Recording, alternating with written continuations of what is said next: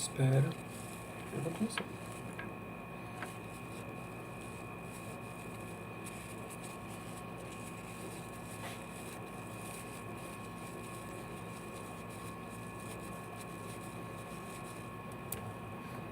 Espera. Pronto, acho que já começou. Fala. Boa noite. Espera aí, deixa eu confirmar.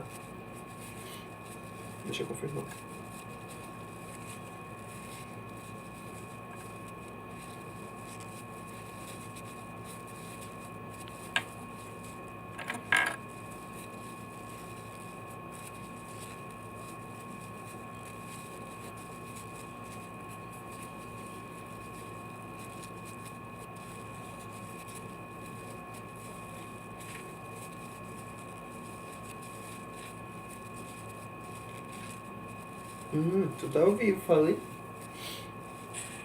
Ó. Ó. Pode começar aí. Posso começar? Pode. Boa noite, irmãos. A graça e a paz do Senhor Jesus Cristo reina nos vossos corações neste momento. Para mim é uma honra muito grande estar nessa noite aqui fazendo essa live, dessa mensagem à igreja, num momento tão difícil que o mundo está passando e conosco não é diferente, já que fazemos parte desse mundo caído, esse mundo que a Bíblia nos diz que jaz no maligno. E todos nós, não só as pessoas que vivem longe da presença de Deus, mas nós também que somos escolhidos por Deus, ainda vivemos neste mundo e sofremos as consequências de tudo isso. Mas cremos no Senhor Jesus Cristo. Oi. Peraí, Júnior. O pastor Marcelo tá pedindo pra você esperar um pouquinho aí, ó. Acho que chegam umas mensagens. Enquanto você tá falando, acho que vai chegando aí. Tem 5 pessoas assistindo. Ele falou pra chegar um pouco mais. Espera só um pouquinho que ele deu um toque aí. Mas como é que eu vou saber que ele vai dar o toque?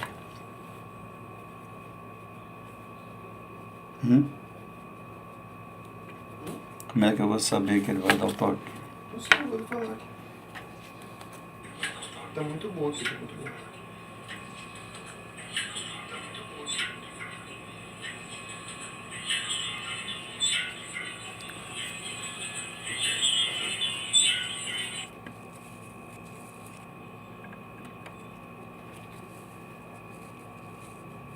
Vai, começa.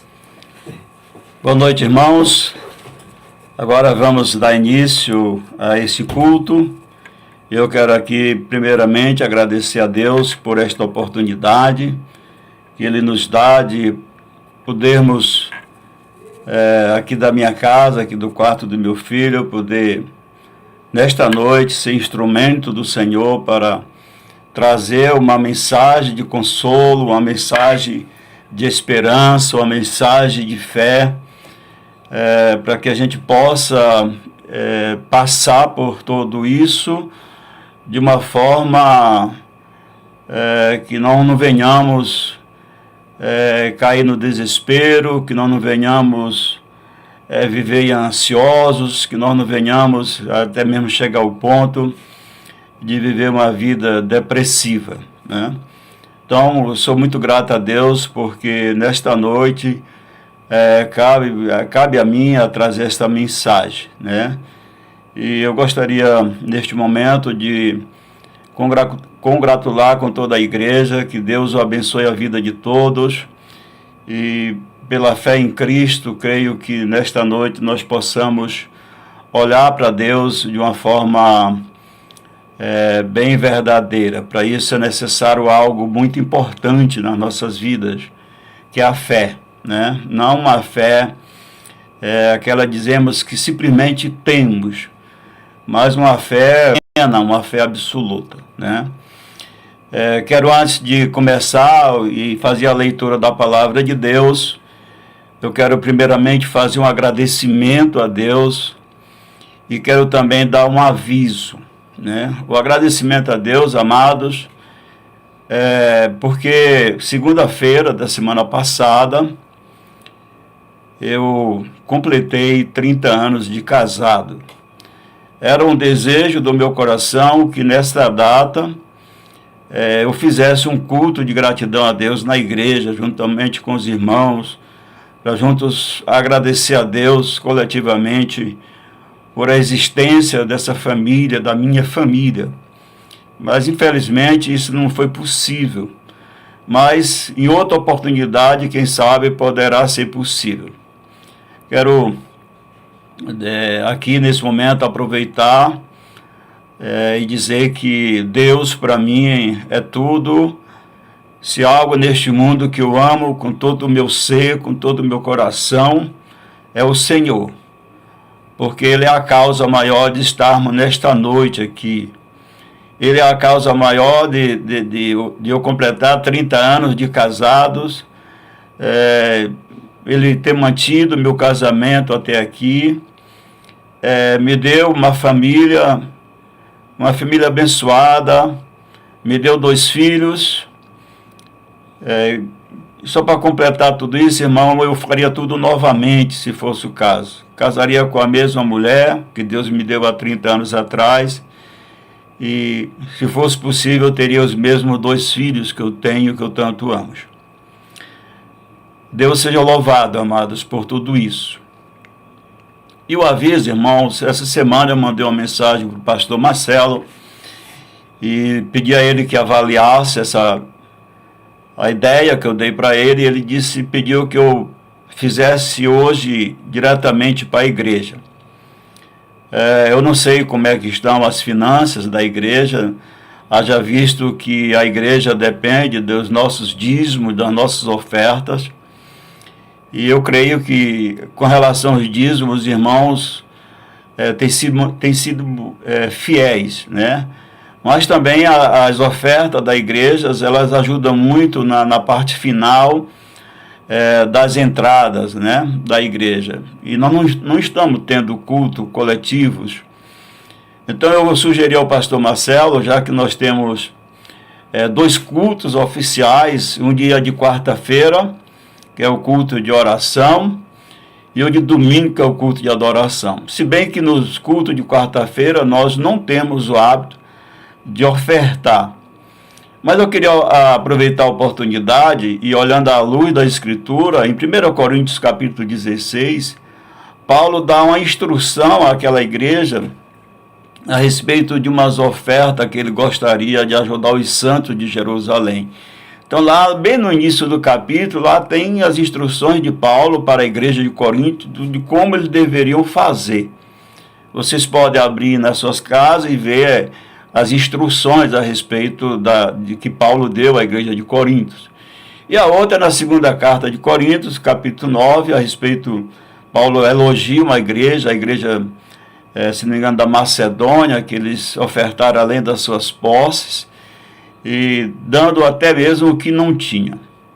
Amados, a Bíblia nos alerta a não comparecermos na casa do Senhor de mãos vazias. Nós somos o portador da construção de uma grande obra. Esta grande obra, ela não pode parar, né? A igreja de Jesus Cristo, ela precisa avançar sobre o mundo em trevas. E ela depende do meu esforço pessoal, ela depende do esforço pessoal de cada um de nós, mas também ela depende do esforço do lado financeiro. Então, minha sugestão hoje à noite, por exemplo, eu estou na minha casa e eu já separei esta minha oferta. Eu lancei a proposta de que todas as noites, dia de quarta-feira ou no domingo à noite, enquanto nós não nos reunirmos coletivamente novamente, aqueles que tiverem a liberdade, aqueles que tiverem um coração grato a Deus, que separe um valor para ofertar, quando retornar aos cultos coletivos, leve todos esses valores que foram guardados, que foram separados nos cultos de quarta-feira e nos cultos de domingo. Se não, se você tiver a oportunidade de antecipar logo isso, o nosso tesoureiro mora aqui no conjunto, então eu sugeri que entregasse logo a ele. A Bíblia diz que nós devemos ofertar com alegria, não com pesar, não por obrigação. E também não devemos ofertar esperando algo em troca de Deus. Não, a nossa oferta ela deve ser uma oferta livre, uma oferta de gratidão, porque Deus já fez algo grandioso na minha vida e na vida de todos nós, que é a salvação em Cristo Jesus, e isso não tem preço. Então fica aqui a minha sugestão, se a amada igreja achar que vale a pena, né? Eu particularmente eu já iniciei esse meu desejo. Eu gostaria que se os irmãos também concordarem, que façam nas suas casas. Amém? Irmãos, vamos agora entrar na nossa mensagem. E a nossa mensagem ela tem como título A Presença de Deus em Meio ao Caos. E para isso eu gostaria de trazer hoje um assunto muito interessante para que nós possamos, no meio do caos, ver Deus, né? Na Bíblia, de uma forma geral, especialmente no Novo Testamento, ela nos exorta a fazermos a vontade de Deus. Por exemplo, em Romanos capítulo 12, verso 2, ele diz que nós não devemos nos conformar com esse século, né? Em Gálatas 5,16, a Bíblia nos diz que nós devemos andar no Espírito e jamais satisfazer a vontade da carne. Em Gálatas 6,2, diz que devemos levar as cargas uns dos outros. Em Efésios 4,1, diz que devemos andar de modo digno da vocação que fomos chamados. Em 1 Pedro 1,15 diz que devemos nos tornar santos em todo o nosso proceder. Em 1 Tessalonicenses capítulo 5, verso 17, diz que nós devemos orar sem cessar. E em Hebreus capítulo 11, verso 6, diz que nós devemos ter fé. Pois sem fé é impossível agradar a Deus. O restante desse versículo diz que aqueles que se aproximam de Deus é necessário que crê que Deus existe e que Ele do nada trouxe todas as coisas que nós conhecemos. Então, amados, eu creio que dentro desses pontos que eu citei aqui, tem muitos outros mais, exercitar a questão da fé é algo muito difícil. Eu mesmo tenho muita dificuldade e eu creio que também para os irmãos isso não é diferente, né? Isso tem uma razão. Por exemplo, quando a Bíblia diz que eu devo amar os meus irmãos, é porque esse amor que Deus colocou no nosso coração e no coração dos irmãos, isso é algo temporal, isso é algo que nós estamos aqui no dia a dia e nós vamos nos apegando, nós vamos nos amando, nos aproximando e chegamos ao ponto de amarmos aos outros. Nós devemos dar suporte uns aos outros, isso é natural dentro dos relacionamentos humanos, o mundo lá fora faz muito bem isso. E os outros pontos que eu citei aqui da vontade de Deus, dentro do contexto temporal, dentro desse contexto que nós vivemos, nós temos condição inteiramente de fazermos. Agora, fazer a vontade de Deus no sentido de ter uma fé plena, uma fé absoluta, isso é muito difícil, né? É difícil de praticarmos, é difícil de obedecermos, é difícil de exercitar essa fé plena, essa fé absoluta. E qual é a razão disso, amados? A razão disso é a nossa humanidade caída, a nossa humanidade pecadora. Infelizmente, desde o início do Evangelho, no Evangelho de João, nós temos lá a pessoa de Tomé, que após Cristo aparecer a todos, e ele foi um dos últimos a quem Cristo apareceu, ele disse que só creria na pessoa de Jesus Cristo se ele visse as marcas dos pregos. Então Cristo, após mostrá-lo, foi aí que ele verdadeiramente creu, né? Então nós também somos assim, nós só cremos naquilo que nós podemos apalpar, nós só cremos naquilo que está diante da nossa visão, nós só cremos naquilo que é temporal, que está dentro desse contexto desse mundo, né? Infelizmente, e a questão de fé é algo mais profundo, ela é algo espiritual, ele é algo atemporal, né? Nós não vemos Deus, né? E nesse momento tão difícil que nós estamos passando, e o medo tem sido o nosso maior companheiro, o medo da enfermidade, o medo da morte futura. Então isso nos leva a não pensar muito na presença de Deus, né? Mas nós podemos perfeitamente, se nós deixarmos de lado um pouco essa situação e nos voltarmos para Deus, a gente pode ver, irmãos, no meio do caos, a presença de Deus nas nossas vidas, né? Para isso, irmãos, eu gostaria tirar como exemplo de pessoas que viveram dentro de determinado contexto da vida, lá no tempo em que viveram neste mundo. Eu quero tirar como exemplo nesta noite dois homens, a vida de dois homens em que viveram, né, dentro do seu tempo, na sua época, essa fé plena, né? Um deles é Abraão, que é chamado o pai da fé. O outro é Jó, né? Então eu gostaria, baseado na vida desses dois servos de Deus, eu gostaria de, nesta noite, irmãos, tentar de uma forma bem objetiva, bem simples, trazer uma palavra de consolo, uma palavra de conforto, uma palavra de esperança para a igreja, né? Eu gostaria neste momento de pedir licença aos irmãos para que a gente possa, ó Deus, nos elevar a Deus em oração para a gente dar continuidade a este culto. Eu gostaria que os irmãos baixassem as vossas cabeças para que a gente possa orar. Vamos orar.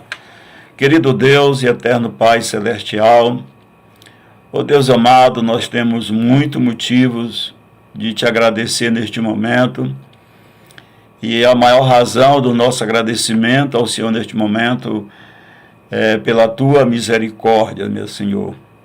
É pelo teu amor eterno nas nossas vidas, Senhor, esse amor que nos atraiu a ti, não que nós merecêssemos, meu Deus, mas mesmo sem merecermos, o Senhor nos amou primeiro. O Senhor, desde a fundação do mundo, já havia derramado esse amor nas nossas vidas. E nós queremos nesta noite, ó Deus, te louvar, Deus, por tudo que o Senhor é em nós. Queremos te agradecer pelas nossas famílias, queremos te agradecer, ó Deus, pela igreja, desse bairro, as nossas igrejas que estão espalhadas aqui no nosso estado, e pelos estados afora e pelo mundo afora. Onde tem um filho teu, ó Deus, é motivo de agradecimento, porque o Senhor tem preservado as nossas vidas, o Senhor tem derramado e continua derramando o seu amor nos nossos corações. O Senhor tem nos preservado, ó Deus, muito dessa pandemia que se espalhou o mundo afora. Embora nós não sendo, ó Deus, vacinado contra ele, mas até o presente momento nós podemos gozar, ó Deus, ainda de uma saúde. Não sabemos o futuro, porque o futuro pertence a ti, mas cremos, ó Deus, que o Senhor é grandioso, cremos que o Senhor é misericordioso, e se for da tua vontade, meu Deus, que o Senhor nos livre, mesmo que não nos livrando, mas que o Senhor possa, ó Deus, nos curar, que isso não venha causar tanto males. Quero te pedir, ó Deus, pelos nossos parentes, no meu caso, meus parentes por laços matrimoniais, que estão, ó Deus, nesse momento, alguns contaminados. Temos orado constantemente, colocando a vida delas nas suas mãos. E agora, aproveitando essa oportunidade, eu quero te apresentar a vida da Socorro, do seu marido, da sua filha. Ó Deus, tenha misericórdia, traga a cura imediata, retira dela e da lua também, todo e qualquer ansiedade, todo e qualquer medo, ó Deus, que eles possam, meu Deus, olhar para o alto e ver o Senhor no meio de tudo isso, e logo, logo eles possam estar restaurados, ó Deus, para a honra e glória do Teu santo nome. Eu oro a Ti agradecido por tudo, em nome de Jesus, amém. Então, irmãos, como eu falei, dando continuidade ao nosso culto desta noite, eu gostaria de olhar, amados, para a vida de dois homens, como já citei aqui, Abraão e Jó, né? Quero também dizer que tanto Abraão como Jó, eles fazem parte, esses dois homens fizeram parte de um plano maior, né? Fizeram parte, ó Deus, amados, do plano da redenção do ser humano, da redenção do homem, né? Abraão, amados, ele foi o precursor da execução do plano de Deus na redenção. Quando nós chegamos lá em Gênesis capítulo 3, nós temos lá a primeira promessa, após a queda, nós temos a primeira promessa de Deus, a primeira profecia de Deus do Redentor. Lá quando ele fala em Gênesis 3,15, que diz que o descendente da serpente iria ferir o calcanhar do descendente da mulher. E o descendente da mulher iria esmagar a cabeça do descendente da serpente. Ali Deus já estava projetando, ali Deus já estava olhando para a eternidade e de salvar os seres humanos. E quando nós chegamos em Gênesis 12, nós vemos Deus, na sua misericórdia, colocando este plano em prática. Ele chama um homem chamado Abraão, ali ele abençoa aquele homem, ele dá instruções daquele homem que saísse do meio da sua parentela, que ele era da região de Ur dos Caldeus, e fosse para um lugar desconhecido. Logo, logo nesse chamado nós vemos a fé de Abraão, nós vemos a fé plena de Abraão. Nós não temos nenhum registro bíblico do antes disso, né? Supomos que existe uma lacuna onde nos é oculto como era a vivência de Deus, como era digamos assim, a comunhão de Deus com Abraão e de Abraão com Deus. Só sabemos que Deus chama aqueles que verdadeiramente se aproxima dele, que verdadeiramente quer trabalhar na obra dele. E com Abraão não foi diferente. Deus chama Abraão de Ur dos Caldeus para ir para uma terra desconhecida. Então, só nesse momento aí, nós já vemos uma fé plena de Abraão, nós já vemos uma fé absoluta de Abraão em obediência ao chamado de Deus, ao chamado à palavra de Deus. Nós temos também, irmãos, que Deus abençoa Abraão, Deus faz profecias a Abraão, dizendo que da descendência de Abraão, que ele ia dar uma descendência enorme, uma descendência que ninguém poderia contar, uma descendência que seria maior do que os grãos da areia do mar, uma descendência que seria maior do que as estrelas do céu, né? Só que passou-se algum tempo, essa descendência não chegava e Abraão caiu, digamos assim, numa certa depressão, né?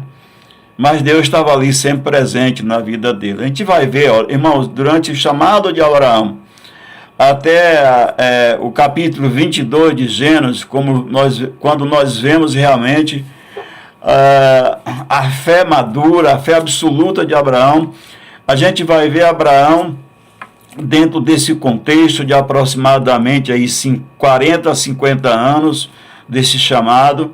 Tinha momento que Abraão estava com a sua fé lá em cima, mas também teve momentos que Abraão estava com a fé lá embaixo. Isso também faz parte da nossa vida. Quantos de nós, no momento que a vida está bem, no momento que as coisas vão muito bem, a gente está dizendo, Deus está nos abençoando, Deus está no comando, mas de repente as coisas começam a dar errado, e aí a gente começa a esmorecer, já não tem tanta fé, já a fé que nós outrora falamos já não é a mesma. Então, com Abraão não foi diferente. Tinha momento que ele estava lá em cima, tinha momento que ele estava lá embaixo.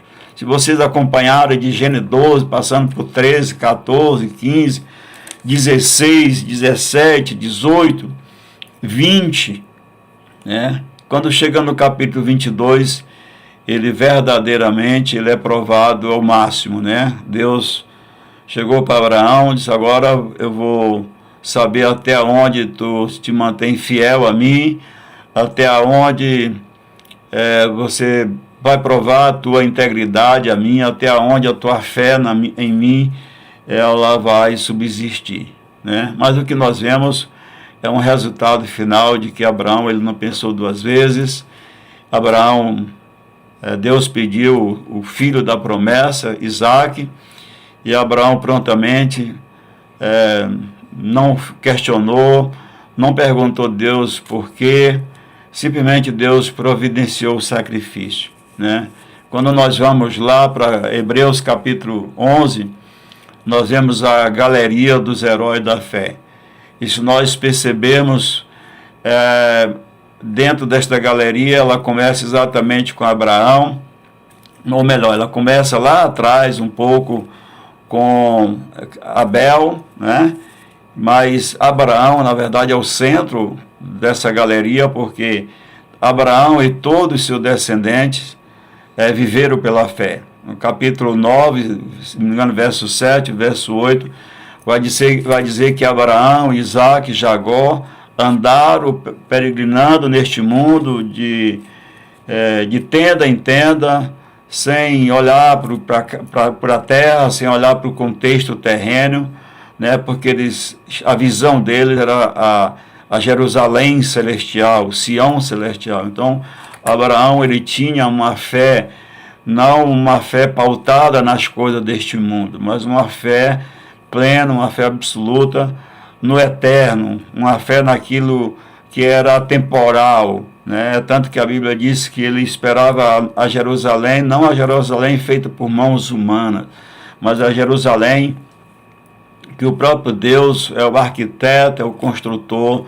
dessa cidade santa. Então, eu quero aqui, passando pela vida de Abraão, mostrando a dificuldade que ele teve, também a dificuldade que nós temos de viver essa fé plena, mas que no final, dentro da sua maturidade espiritual, ele expressou de forma bem convicta, perdão, de forma bem verdadeira, essa fé no Senhor, né?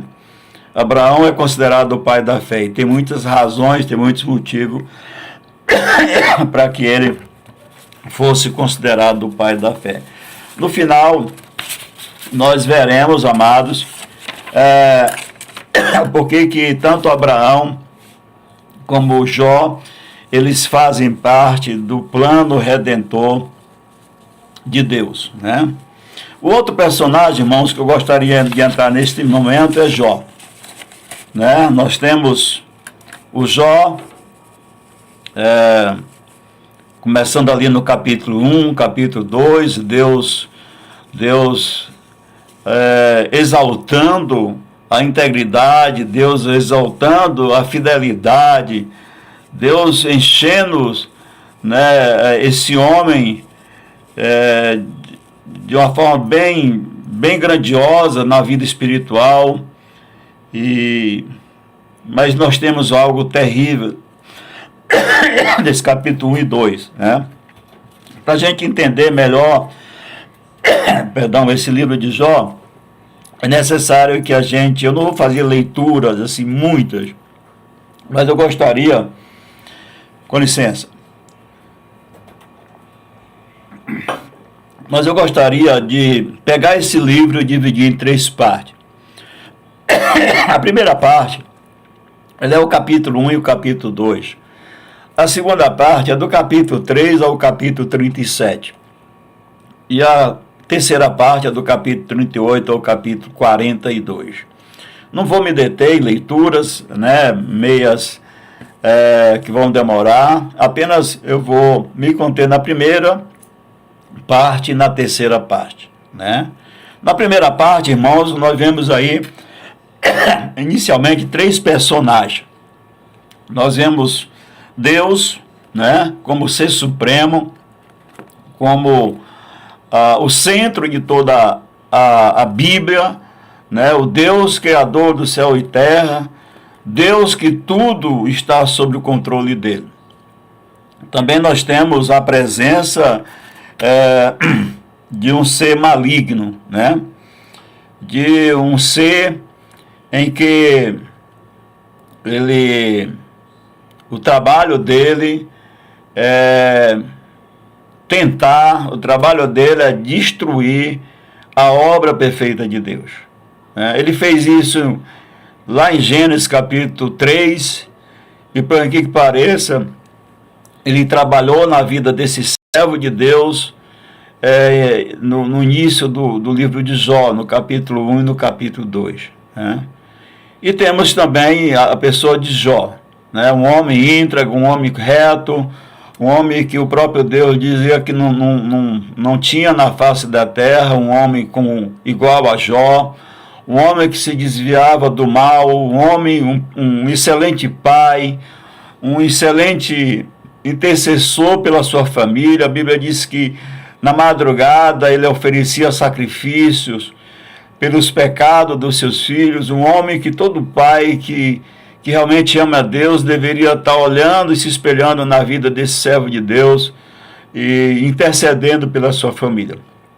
Mas infelizmente nós temos esse ser maligno, que é Satanás, o tentador, e ele está sempre tentando o povo de Deus, né? Então nós chegamos nesse capítulo 1 com esses 3 personagens: Deus, o centro de todas as coisas, Satanás, o tentador, e Jó representando a humanidade caída, né?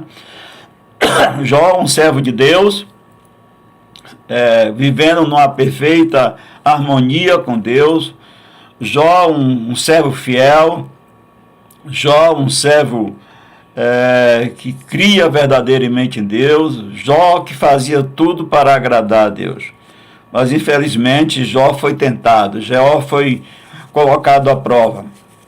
Irmãos, quando nós lemos a Bíblia, e nós chegamos, eu recentemente passei por toda essa leitura do livro de Jó na minha leitura anual, e nós vemos aqui algo muito interessante, né?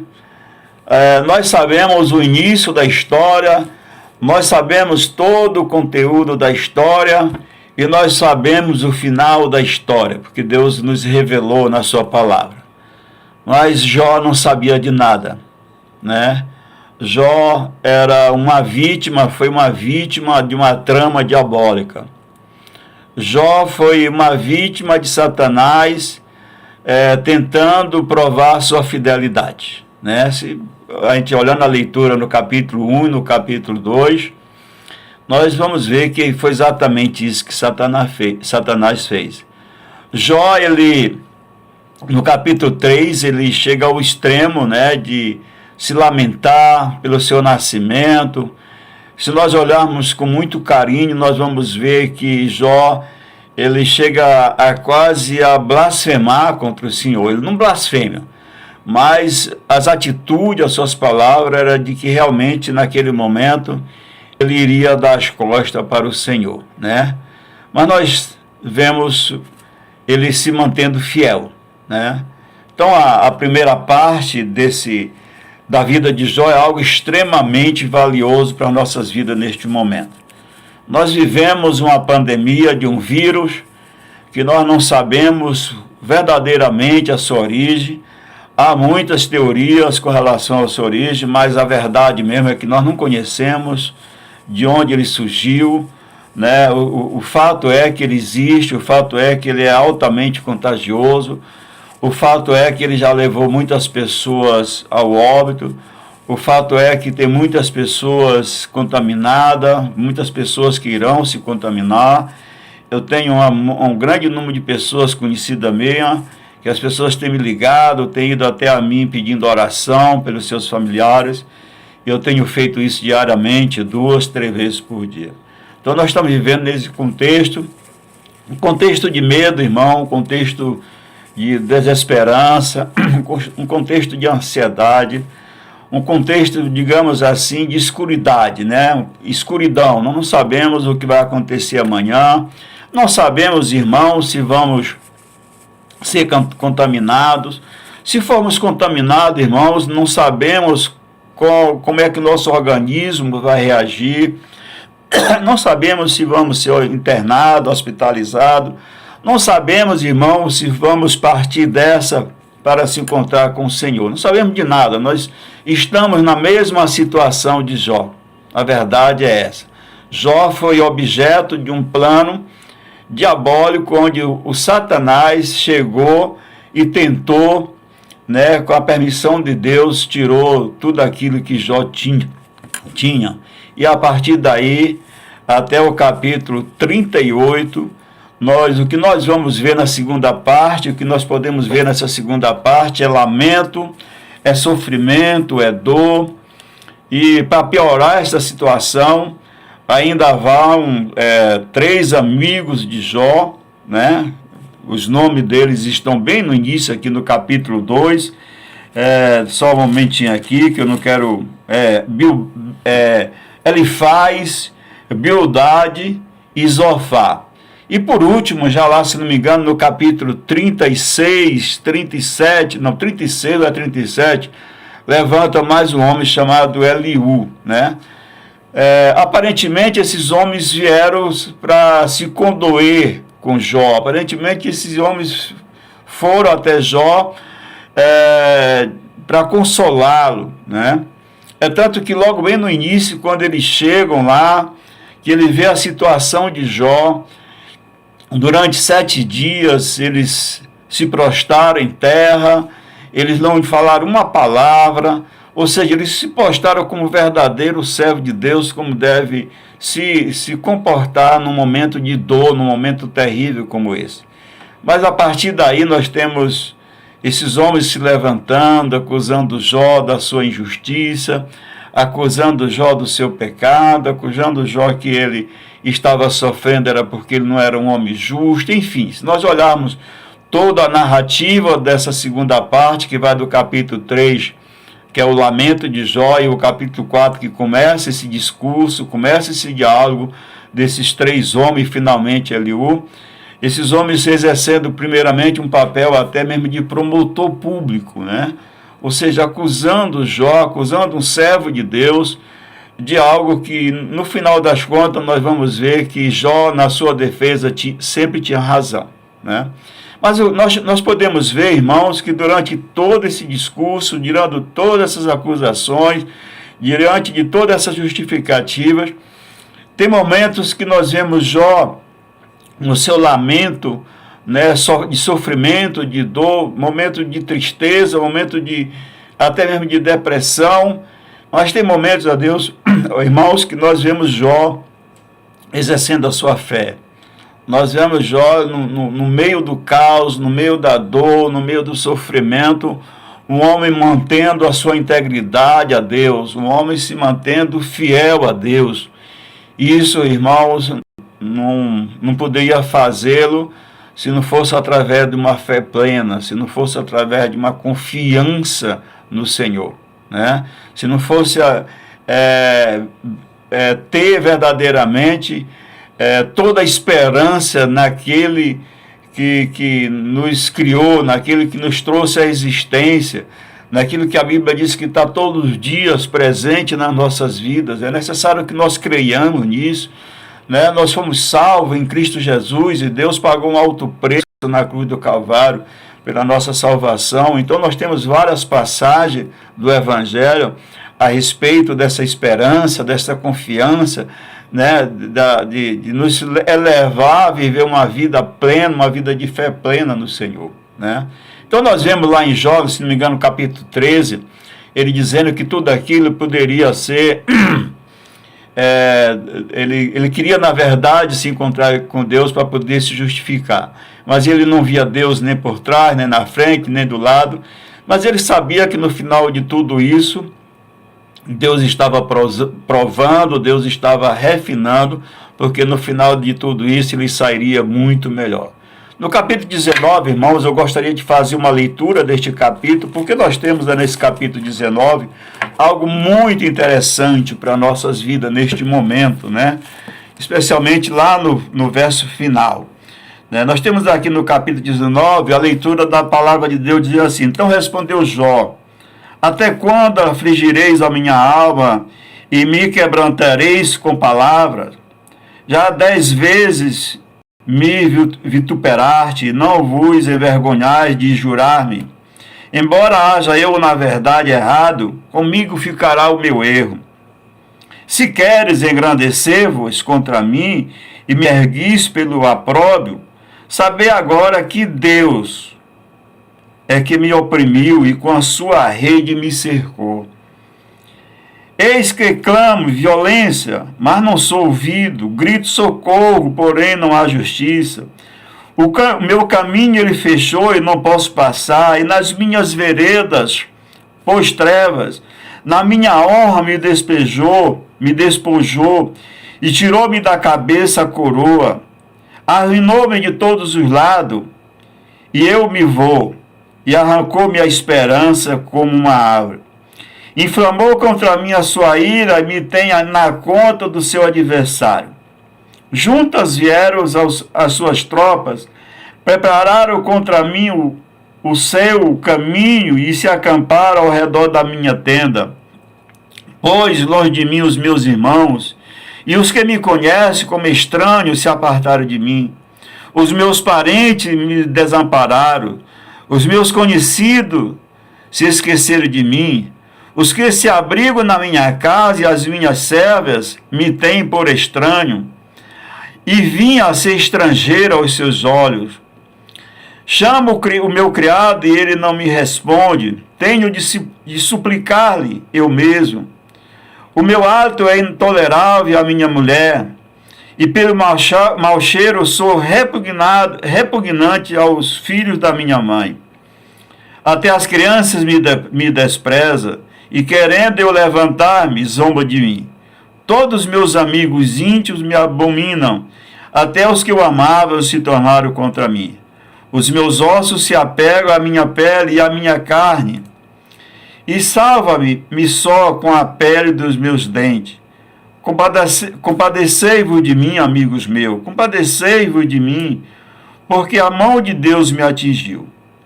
Porque me perseguis como Deus me persegue, se não cessais de devorar a minha carne? Que me dera fosse agora escrita as minhas palavras, que, como pena de ferro e com chumbo, para sempre fosse esculpida na rocha, porque eu sei que o meu Redentor vive, e por fim se levantará sobre a terra, irmão. Isso é as palavras quase no final desse capítulo de um homem que após declamar todo o seu sofrimento, tudo que Deus havia feito a ele, naquele momento ele tinha plena convicção de que Deus existia, de que Deus era o seu Redentor, de que Deus vive e que no final de todas as coisas ele seria redimido. Eu creio que essa redenção que ele fala não é a redenção lá de que nós esperamos da ressurreição em Cristo, né? Quando ele prometeu que ele venha buscar. Eu creio que a fé de Jó naquele momento era o suficiente para que Deus tirasse ele daquele momento. Eu pergunto para a amada igreja, nesse momento difícil, como é que tem sido a sua fé? Como é que tem sido a minha fé? Confesso a vocês que eu tenho vacilado muito. Mas o propósito da minha mensagem para a igreja nesse momento é para mim mesmo, né? É olhar para este livro, olhar para a vida de Abraão, olhar para a vida de Jó e me fortalecer nesses grandes servos de Deus do passado. A forma como eles viveram, né? Abraão, quando foi sacrificar seu filho, ele disse que ele faria aquilo com maior alegria porque ele sabia que Deus iria ressuscitá-lo. Hebreus 11 diz isso para nós. Creio também que aquela ressurreição que é falada lá em Gênesis capítulo 22, bem no início do capítulo, não se tratava também da ressurreição de Cristo, a ressurreição de todos os mortos em Cristo Jesus alcançarão na ocasião da sua vinda. Não, eu não creio que seja aquela ressurreição. Abraão, ele tinha plena convicção de que mesmo ele sacrificando o seu filho naquele tempo, Deus iria ressuscitá-lo, porque ele cria em Deus, ele sabia das promessas de Deus, ele sabia que Deus havia prometido a ele que ele seria uma grande nação. Inclusive no capítulo 17, Deus muda o nome dele de Abrão para Abraão, exatamente nesse sentido, pai das nações. E ele sabia que o plano de Deus não poderia ser interrompido, porque a palavra de Deus ela é fiel e ela jamais voltará atrás. Então, Deus prometeu a Abraão uma grande nação, né, do seu descendente. Então, eu creio que naquele momento que ele disse que Deus era capaz de ressuscitá-lo entre os mortos, ainda era naquele tempo para que Deus desse continuidade ao seu plano de redenção. Continuando, irmão, nós temos, como eu já falei, nós temos Jó dentro desse contexto de sofrimento. E eu gostaria agora, irmãos, passar para a terceira parte da nossa mensagem. Conforme eu disse, é possível enxergarmos Deus, a presença de Deus nas nossas vidas, no meio das enfermidades, no meio da tempestade, no meio da dor, no meio do sofrimento. Já vimos aqui na vida desses homens que é possível, né? Mas eu quero agora convidar os amados irmãos para ir lá para o Jó, capítulo 38, que nós vemos na acusação final, onde Eliú se levanta, e ali Eliú, ele, dentro das justificativas do que Jó estava sofrendo, ele trata muito de exaltar o Senhor. E de repente, quando nós chegamos no capítulo 38, a Bíblia nos diz bem no início, no verso 1, diz assim: depois disto, o Senhor, do meio de um redemoinho, respondeu a Jó. Irmãos, esse versículo bíblico de Jó 38, verso 1, nos leva aonde, irmão? Nos leva a dizer que diante de tudo isso, Deus nunca se afasta de nós. Deus às vezes se cala. Deus às vezes fica mudo. Nós temos uma arma muito potente que é as nossas orações. Quando nós oramos, a gente deve orar com a certeza de que Deus vai ouvir as nossas orações e que Deus poderá responder, Deus poderá confirmar nossas orações. E nós vemos aqui nesse momento, nesse capítulo 38, verso 1, que Deus nunca esteve distante de Jó, né? Diante das acusações dos seus amigos, diante da defesa de Jó, em todo o decorrer desses capítulos, todo do verso 3 ao verso 37, Deus sempre estava presente. Deus simplesmente não se revelou a Jó o porquê, né? O que era que estava por trás disso. Mas é interessante porque ao se revelar, ele também vai levar a Jó a olhar para o alto. Vai levar Jó a pensar quem é Deus. Se a gente ler o capítulo 38, 39, 40 e 41, nós temos ali Deus fazendo perguntas para Jó, questionando Jó. Quem fez isso? O que é que você acha disso? Quem fez isso? Como é que se dá isso? Então, irmãos, a nossa maior dificuldade de entendermos toda a ausência de Deus diante da dificuldade é porque nós não temos, nós não percebemos, nós não temos essa visão maior sobre Deus. Muitas das vezes nós trazemos Deus para o nosso meio, para o nosso nível, né? Nós vemos hoje aí que os governos do mundo inteiro estão tentando de forma às vezes mais dura possível, né? Agora mesmo no nosso estado, as coisas realmente endureceram, que é o fechamento de todas as coisas. O que era difícil ficou pior. Mas infelizmente o nosso governo não vai mudar essa história. Infelizmente esse vírus vai matar muita gente no nosso estado, na nossa cidade, no nosso país e no mundo afora já fez um grande estrago. Porque isso é algo, irmão, eu creio plenamente que é algo espiritual. Eu creio que Deus, no seu juízo, Eu creio que Deus, dentro da sua infinita bondade, dentro do seu amor, Ele está trazendo um certo juízo ao homem. Não cabe aqui a gente julgar, mas de acordo com toda a Bíblia, nós podemos ver claramente a respeito disso. Algo muito interessante que nos reforça a ver isso na questão lá do cativeiro, né? A gente, lendo 2 Reis, se não me engano, onde está lá o reinado do rei Oséias, que foi o rei que reinou mais tempo em Israel, ou melhor, em Judá, reinou durante 54 anos. Esse homem, esse rei, ele fez coisas altamente abomináveis a Deus. E na ocasião do seu reinado, Deus prometeu que iria castigar aquela nação, né? Iria levantar um outro reino para levar aquela nação cativa. Mas o que me chama a atenção, amados, é que houve um tempo de 70 anos, né? A ida do povo para o cativeiro era por causa do pecado, por causa da desobediência, por causa da infidelidade a Deus. Mas o que me chama a atenção é o tempo, né? O tempo ele tem um sentido, o tempo ele tem um significado.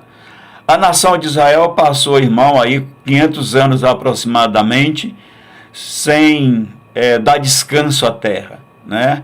A nação de Israel passou todo o período de juízo, vivendo uma hora voltando-se para Deus, uma hora servindo a outros deuses e dando continuidade. Não obedeceu a palavra de Deus lá do ano do jubileu, né, que a nação teria que trabalhar 49 anos e no 50º ano teria que parar para que a terra sofresse um descanso. E no 49º ano, Deus dava sempre em dobro as suas lavouras, os seus cereais, para que eles não houvesse a necessidade de trabalhar no 50º ano. E a nação de Israel, em desobediência a Deus, passou em média aí 500 anos sem descansar a terra.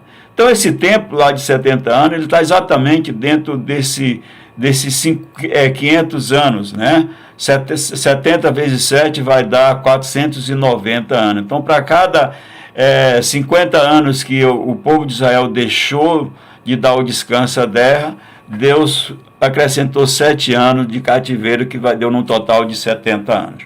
Então, vejo nesse momento, as grandes indústrias poluidoras estão paradas, né? Os carros estão deixando de lançar combustíveis na atmosfera. Enfim, eu creio que Deus também está dando um descanso a esse planeta. Mas dando continuidade, irmãos, voltando aqui para o livro de Jó, após Deus aparecer a Jó, após Deus levar Jó para uma visão maior, para uma vida espiritual maior, questionando ele, como eu já falei, né, quem fez isso, quem fez isso, quem fez isso. Quando nós chegamos aqui, irmãos, no capítulo 42, nós vemos algo muito interessante, né? Uma resposta de Jó diante de tudo aquilo que Deus falou. Ele diz assim: bem sei, então respondeu Jó ao Senhor, dizendo assim: bem sei que tudo podes, e nenhum dos teus planos podem ser frustrados. Quem é aquele, como disseste, que sem conhecimento encobre o conselho? Na verdade, falei do que não entendia, coisas maravilhosas demais para mim, coisas que eu não conhecia. Escuta-me, pois havia dito, e eu falarei, e te perguntarei, e tu me ensinarás. Eu te conhecia só de ouvir, mas agora os meus olhos te veem. Por isso me abomino e me arrependo no pó das cinzas. Irmãos, diante dessa situação toda, a gente consegue olhar para a situação, olhar para o contexto que estamos vivendo, diante do pânico, diante do medo, diante das incertezas. A gente consegue verdadeiramente ver Deus ao nosso lado. A gente verdadeiramente, irmãos, temos plena convicção da presença de Deus no meio desse caos. Nós vimos que durante todo o livro de Jó, especialmente lá em 19, 22, ele diz que eu sei que meu Redentor vive e na hora certa ele me ressuscitará. Então, irmãos, eu quero partir para a parte conclusiva da minha mensagem. E a pergunta que eu quero fazer nesse momento, irmãos, é simplesmente uma pergunta bem simples. Em que circunstância Jó disse essas palavras? Em que circunstância Jó estava quando disse: eu te conhecia só de ouvir falar, agora eu sei?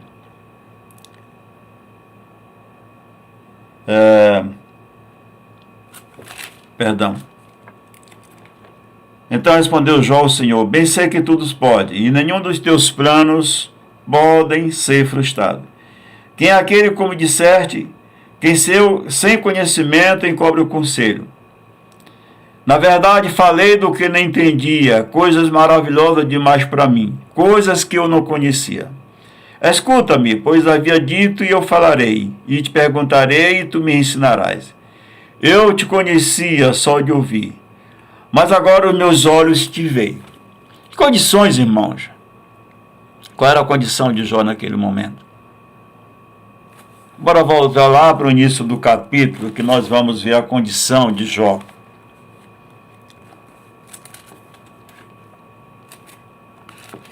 Capítulo 1, irmãos, a partir do verso 9, diz o seguinte: então respondeu Satanás ao Senhor: porventura, Jó, de balde teme a Deus? Acaso não cercar-te concebe, e a ele a sua casa e tudo quanto tem? A obra de suas mãos abençoar-te, e os seus bens se multiplicaram na terra? Após, irmãos, Satanás tentar colocar em xeque a fidelidade de Jó, Deus permitiu. Então, irmãos, a sequência disso aí é que Jó perdeu 7.000 ovelhas. Jó perdeu 3.000 camelos. Jó perdeu 500 juntas de gado, que daram um total de 1.000. Jó perdeu 500 jumentas. Jó perdeu 7 filhos. Jó perdeu 3 filhas. Jó perdeu aquilo que ele tinha de mais valioso, ainda que lhe restava, que era a saúde.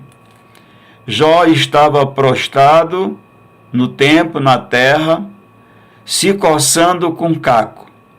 Jó estava prostrado, irmão, de uma forma humilhante, humanamente falando, humilhante.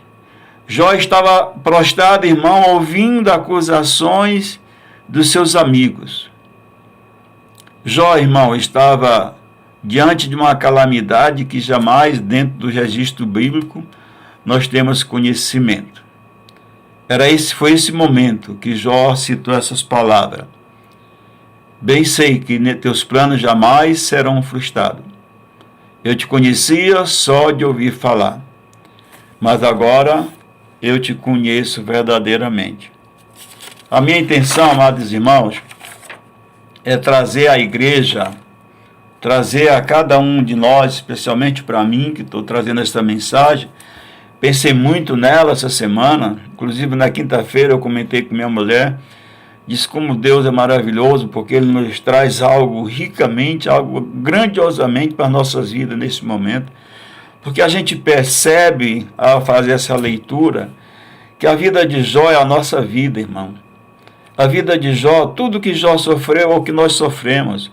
Desde quando Satanás tentou o primeiro casal no Éden e que levou a criação de Deus perfeita ao caos, que levou a criação de Deus à escuridão total, os homens se tornaram escravos do pecado, os homens se tornaram escravos de Satanás, os homens passaram a ser eles mesmos o seu Deus.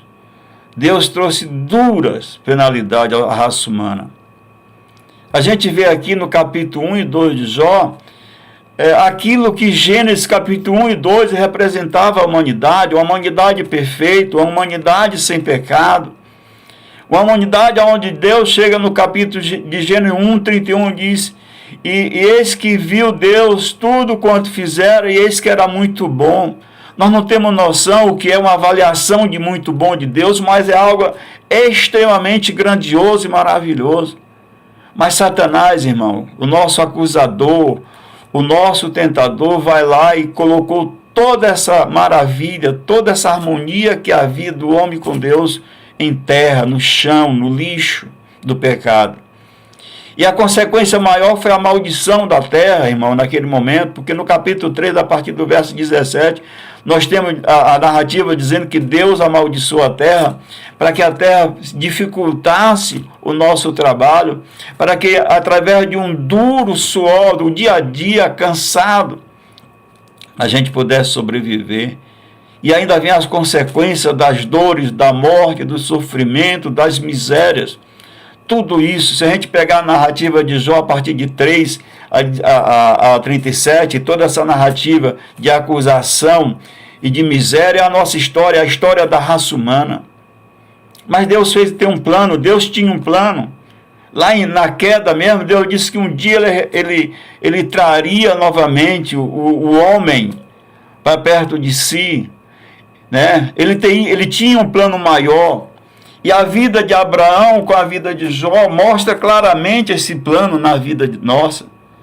Né? Abraão deu início ao plano eterno de Deus, da salvação, da redenção. Né? Abraão, Isaac, Jacó, né? Os 12 filhos de Jacó, a tribo, né? De Israel, de Jacó, a nação judaica, Judá, né? E assim vai na sequência até Cristo. Cristo, nosso Redentor. Então essa nação foi formada para que Deus, no seu tempo, trouxesse o Senhor Jesus Cristo, aquele que morreu por nós para nos salvar, aquele que diz que está do nosso lado, aquele que é o nosso advogado, aquele que está sentado à direita do Pai, intercedendo por nós. Cada acusação do tentador para nós, Cristo está lá, diz, não, o preço desse aí eu paguei na cruz. Nós vivemos nessa esperança que Cristo disse que nós não devemos andar como os demais que não têm esperança, porque um dia Ele vai nos voltar, seja na morte, seja na vida, mas nós temos esse consolo para nossas vidas. Então, irmãos, nós não podemos, diante das promessas de Deus, nos deixar nos abater neste momento. Nós devemos olhar para Deus e ver Deus do nosso lado, assim como Ele sempre esteve do lado de Jó. Irmãos, o plano de Deus para a raça humana, ele começou em Gênesis. Deus trouxe a existência, céu, terra, luz, separação de luz, trevas, plantas pequenas, rasteiras, plantas de frutos. Deus trouxe a existência, os astros celestiais, né, o sol, a lua, constelações enormes de estrelas. Deus, irmãos, trouxe todos os animais. No quinto dia da criação, ele povoou todos os rios, todos os mares, de grandes animais marinhos, de todos os tamanhos. No quinto dia, Deus trouxe à existência todas as aves que voassem no firmamento, cada uma com a sua espécie. No sexto dia, amados, Deus trouxe todos os animais terrestres, seja eles selváticos ou animais domésticos.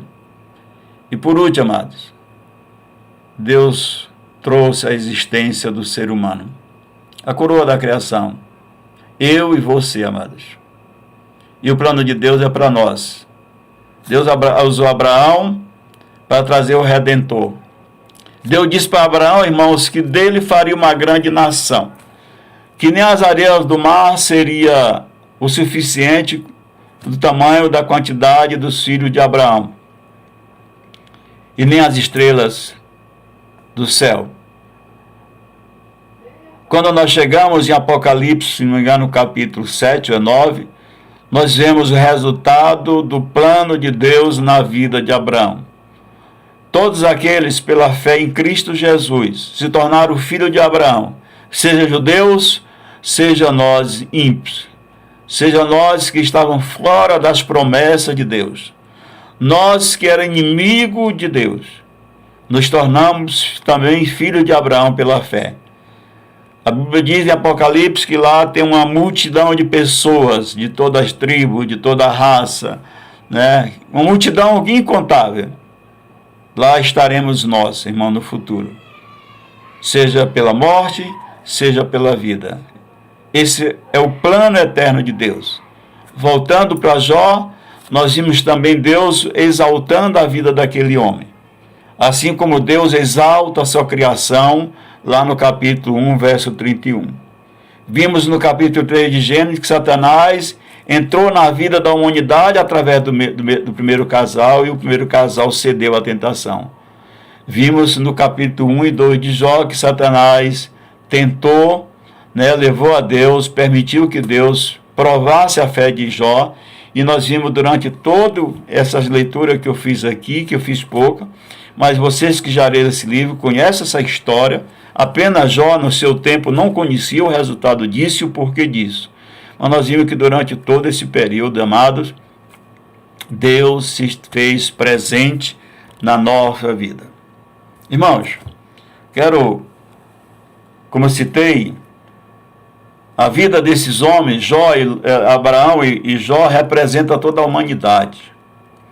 De uma forma, e dentro dessa humanidade, a redenção de Deus dessa humanidade.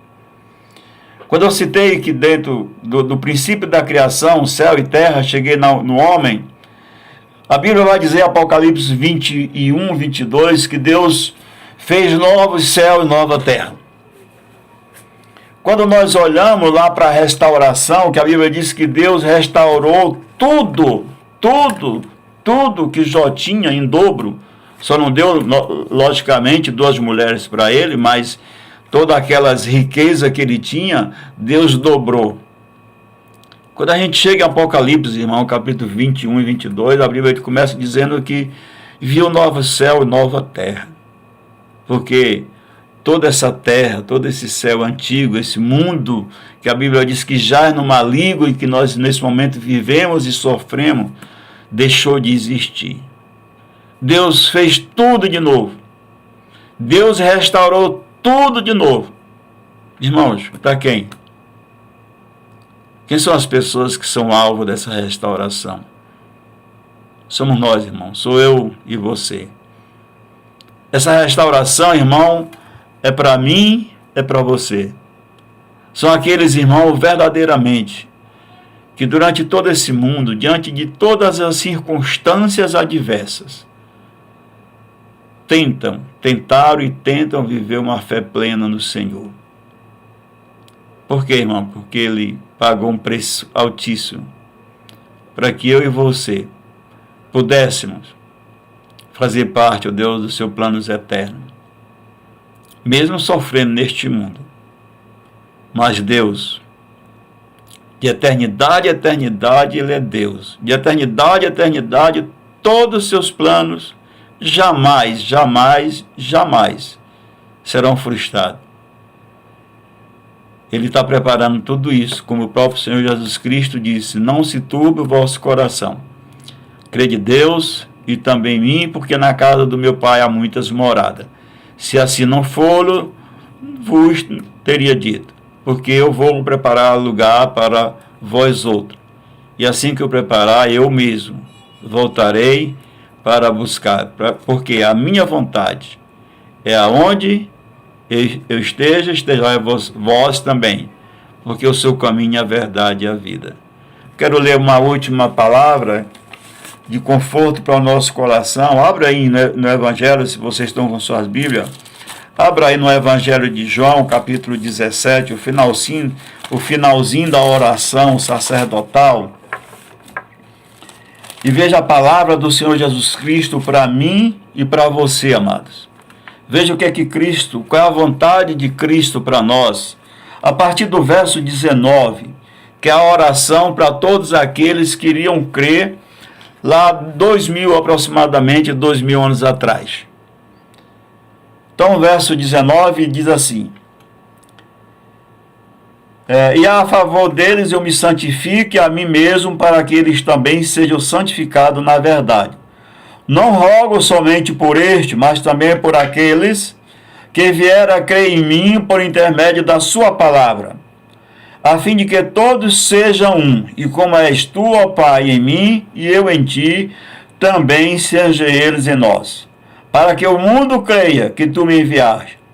Eu lhes tenho transmitido a glória que me tens dado, para que seja um como nós somos, eu neles e tu em mim, a fim de que sejam aperfeiçoados na unidade, para que o mundo conheça que tu me enviaste e os amaste, como também amaste a mim. Eu quero deixar aqui para a amada igreja o verso 24. Pai, a minha vontade é que onde eu estou, estejam também comigo os que me deste, para que veja a minha glória que me conferiste, porque me amaste antes da fundação do mundo. Amém? Irmãos, poucos servos de Deus contemplaram esta glória. Deus está restaurando este mundo caído, para que nós possamos, no novo céu e nova terra, contemplar aquela mesma glória que Isaías relata no seu livro, no capítulo 6, dizendo que no ano da morte do rei Uzias, ele viu o Senhor. Irmãos, nós podemos ver o Senhor hoje. Não o Senhor glorificado, mas o Senhor que diz que está do nosso lado todos os dias. O Senhor que nos diz que nunca jamais nos deixará, nunca jamais nos abandonará. O Senhor que diz, irmãos, que 1000 pode cair de um lado, 10.000 à nossa direita, mas não seremos abalados. O Senhor que diz, irmãos, que nos livrará do laço do passarinheiro, ou seja, da artimanha de Satanás, da sutileza de Satanás. O Senhor que diz, irmãos, que nos livrará das pestes deste mundo. Irmão, nós estamos nas mãos deles. Ele está do nosso lado. Então, irmãos, não temos que estar temerosos. Não temos que estar ansiosos. O que nós podemos fazer neste momento é contemplar a presença de Deus nas nossas vidas. Que Deus vos abençoe. Que Deus lhe encoraje. Que Deus lhe dê confiança, que Deus lhe dê esperança, para que quando nós passarmos por tudo isso, Deus seja glorificado agora e para toda a eternidade. Vamos orar. Deus bendito, Deus santo, Deus misericordioso. Pai amado, neste momento em que nós vivemos o momento da incerteza, nos ajude, ó Deus. Aumente a nossa fé, para nós crermos verdadeiramente na Tua presença nas nossas vidas. Ó Deus amado, tenha misericórdia daqueles que estão vivendo pânico nesse momento, daqueles que já tiraram as suas vidas, meu Deus, daqueles que estão chorando dentro dos hospitais, gritando por socorro. O exemplo daquela profissional de saúde ali naquela UPA do Parque Vitória, desesperada numa fila, gritando porque elas estão na frente da pandemia, mas sem equipamentos necessários para trabalhar. Meu Deus, trabalhe nos corações desses governantes, para que ele ore para esses profissionais, para que eles equipem esses profissionais adequadamente, porque são eles, ó Deus, que estão na linha de frente tentando curar, tentando salvar a vida daqueles que tanto sofrem neste momento.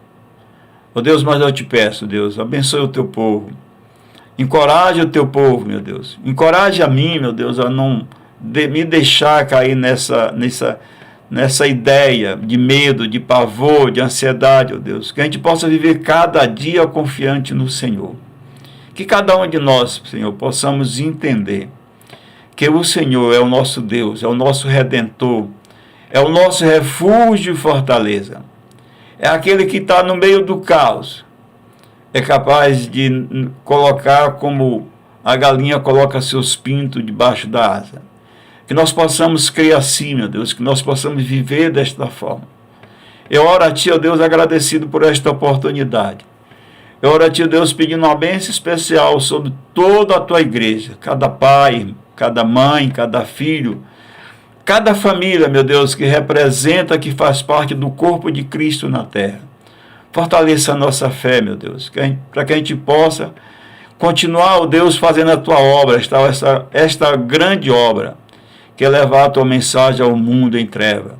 E neste momento, ó Deus, mais do que nunca, as pessoas que estão vivendo no desespero, precisam de nós, precisam de uma palavra de consolo, de conforto, de esperança, de confiança. Que cada um de nós possamos levantar, ó Deus, para levar essa mensagem àqueles que tanto precisam. Eu oro a Ti, meu Deus, agradecido por esta oportunidade. Eu oro a Ti, ó Deus, agradecido pela minha vida da minha família e por cada família das Tuas igrejas. Eu oro a Ti, ó Deus, pela Tua grande salvação em Cristo Jesus. Em nome de Jesus, amém. Muito obrigado e uma boa noite. Fique na paz do Senhor. Amém.